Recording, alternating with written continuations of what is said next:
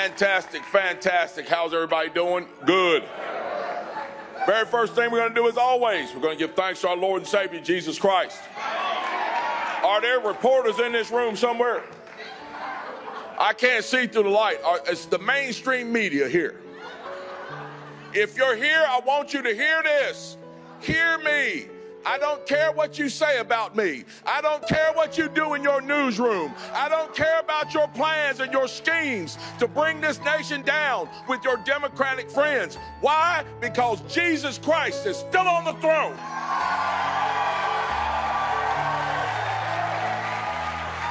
You may have your news cameras and your satellites and your 24-hour news, but Jesus Christ holds the world in his hands, and he holds me in it as well.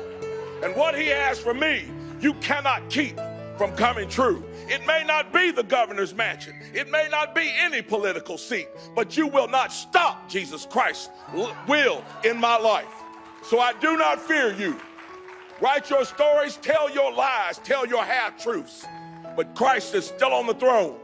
And because he lives in my heart, and I live for him, I know whatever I need to do on this earth for him, it will get done. So we give him thanks first and foremost. Guys, all these other guys that come out here and talk to you about the issues, we know the issues. The wide open border, crime on the street, fentanyl killing our children, pornography in our schools. We know about the issues, the failing economy, the precarious place the United States finds itself in on the world stage with its enemies, the horrible, absolutely dreadful administration that is currently leading our nation right now. It is mind-numbing to think that the most energetic, the greatest nation on earth, people seek to come to for that vaunted thing that we have, the freedom and energy and intelligence that we have in this country.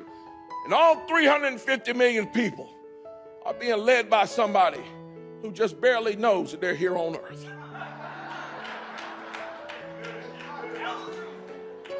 We know what the issues are. But I didn't really come here to go into details about the issues. What I really came here to do, I came here to get something started.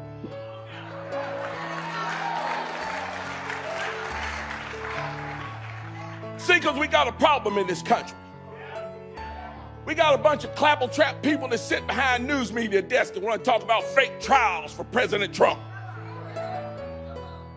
Turn the television on, they're talking about first one actor and then another actor, talking about all manners of foolishness. Talking about MAGA Republicans being the most dangerous people on earth. I don't know. I didn't see any MAGA Republicans on 9/11 blowing up buildings and airplanes. I don't think any MAGA Republicans were over in Israel murdering people. And I don't think a MAGA Republican gave them the money to be able to do it. See, we got folks in this country that don't want to talk about the substantive issues that all of us face. The things that we just talked about, that wide open border, the precarious place we find ourselves with safety and security in the world, on the world stage. They don't want to talk about your pocketbook. They don't want to talk about the fact that your children are in schools where we spend millions upon millions upon millions of dollars for those schools, and the children can't read on the grade level. They don't want to talk about that. They don't want to talk about the fact that every single solitary policy that they propose and then pass yields horrible results. They don't want to talk about it. Why? Because it proves an essential truth. It proves an essential truth. What is that truth? The simple truth of the matter is this. They call us the right. We sit on the right. And we not only get called the right and call ourselves the right and sit on the right, we are right.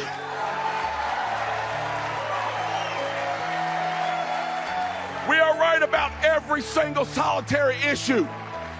When we say, shut that border down and deport those who are dangerous to our country, we are right. When we say children should not be sexualized, we are right. And this nation knows it. When we say that it's your money, you earned it, you worked for it, the government should not be picking your pocket, we are right. See, we are right. Too many of us are ashamed to be right, though. Some of us, we go to work and folks start talking about politics, start standing up saying, I think Joe Biden's doing a wonderful job. And he's a nice man, because that President Trump is just mean. I just don't like the things that he says. He's just mean and arrogant, and he's a bully. If I hear that one more time, I am going to go crazy. This man is fighting. Let's listen to people he's fighting. He's fighting almost the entire news media. He's fighting all the Democrats. He's fighting all the communists. He's fighting all the socialists. He's fighting all of our enemies across the ocean. And sadly, he's fighting half the Republicans. How is this man a bully? How is he a bully? You see, we hear that at work sometimes, some of us, and we're a little shy about stepping up, standing up, saying anything. People look at us and say, why are you a Republican? We say, well, you know, my mom voted Republican. I like Ronald Reagan. I think he did a great job, and I like Reagan. And so that's why I'm a Republican. We shy away from the truth. We don't want to look at that person and say, you know, well, wasn't it the Republican Party that was formed to stand up for the Republic? Not the democracy like you see played on the news every day. You see, them folks want the democracy. They want the mob to rule. They don't want this republic. And they don't want Republicans standing up for the republic. You're going to tell them that, yeah, wasn't it? Well, they say, well, the Republican Party is the party of old white men.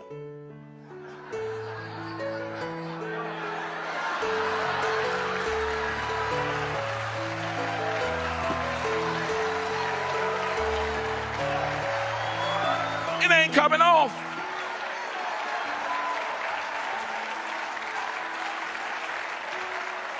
And while we're on that subject, wasn't it the Republican Party that fought a war to free the slaves?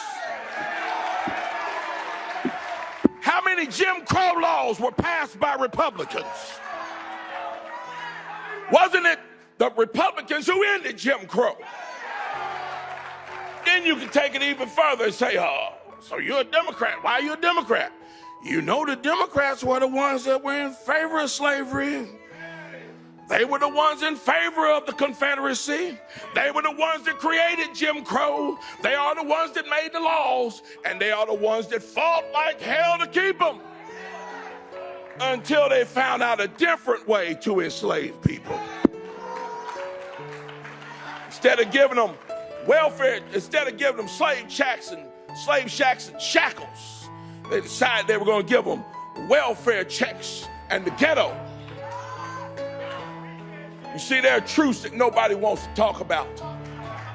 Not the news media, not the college professors. I'm getting excited up here, guys. Not the college professors. Nobody wants the front row. Y'all better watch out, bro. Woo! Spitting fire up here today. Y'all better watch out. Nobody wants to talk about it, but I'm going to talk about it. I'm going to talk about it, and you should too. You should run and go tell the good news of why you're a Republican.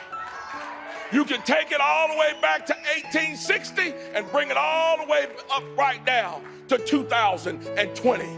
You look at the states that are run by Republicans. Look at what Sarah Huckabee Sanders is doing in Arkansas. Look at what Glenn Youngkin is doing in Virginia. Look at what Ron DeSantis is doing in Florida and Greg Abbott is doing in Texas. Look at what the Republican legislature in North Carolina is doing and has done since 2010. And while we're on that subject, think about what North Carolina will do when Mark Robinson is the Republican governor.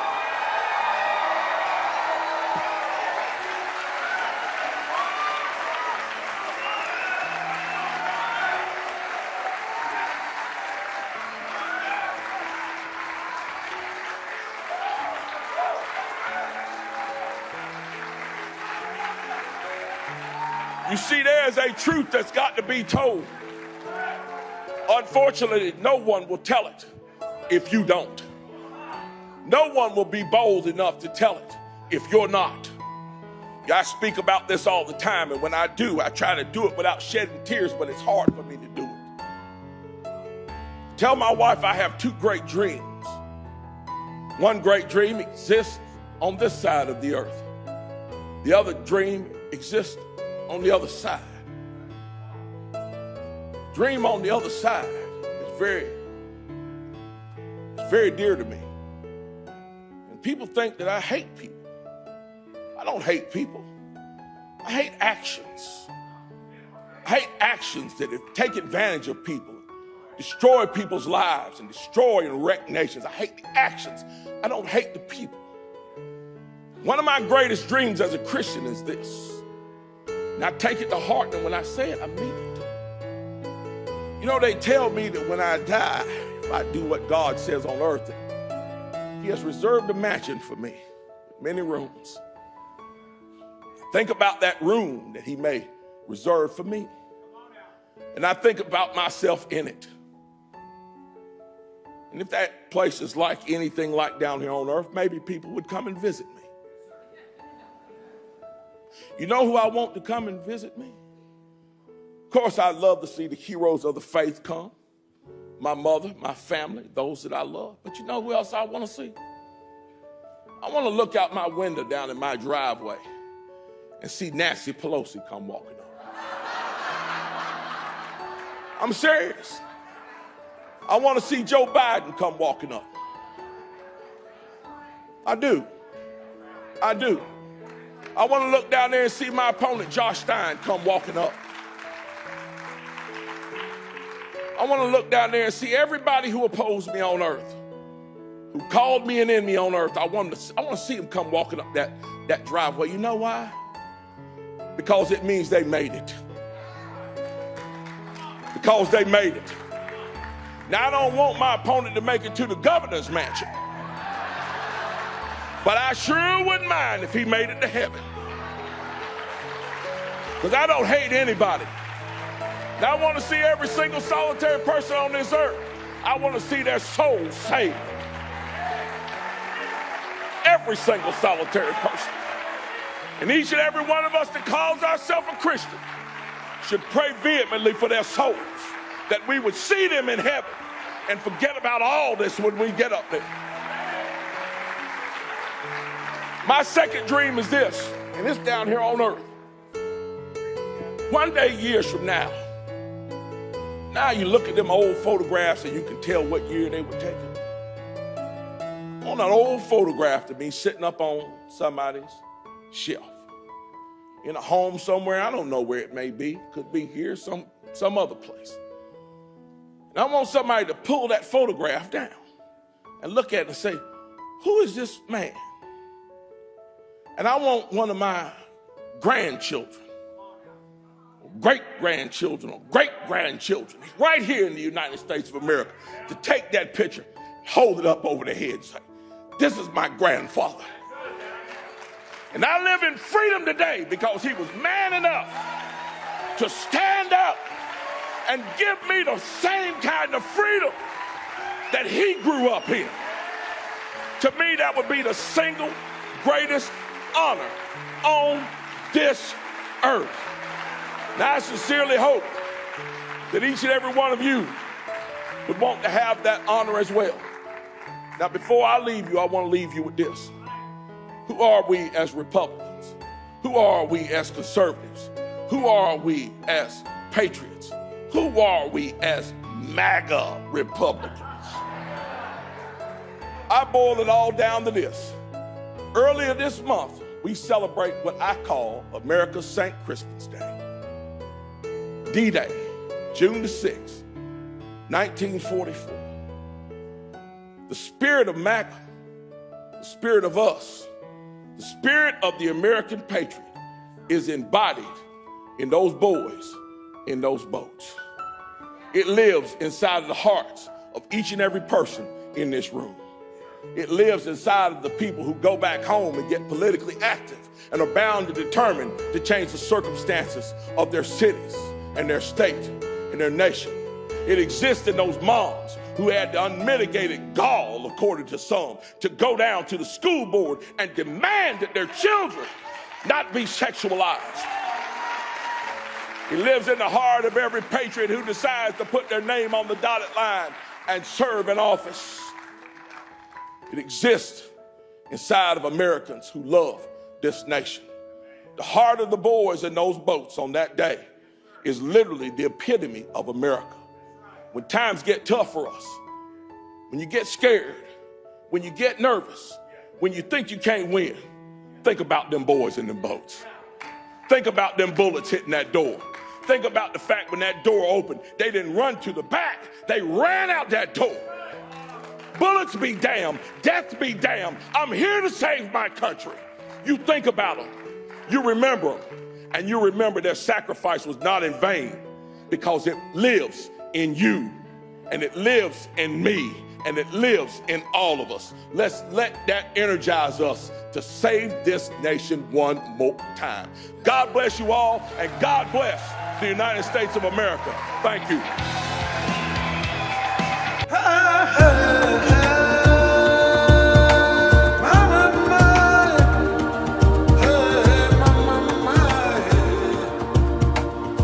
Welcome to Noble Black News, where empowerment meets truth. Our mission is to uplift and empower the Black community. We stand for truth, integrity, and representation. Our stories are your stories, told with pride and passion. Join us as we celebrate our heritage and our future. Together, we are stronger, louder, and more united.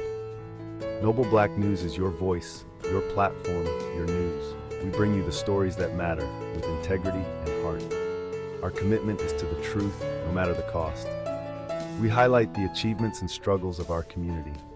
Every story we tell is a step towards empowerment. We are more than news. We are a movement. Join us in making a difference, one story at a time. Together, we can change the narrative. Noble Black News, empowering our community, one story at a time.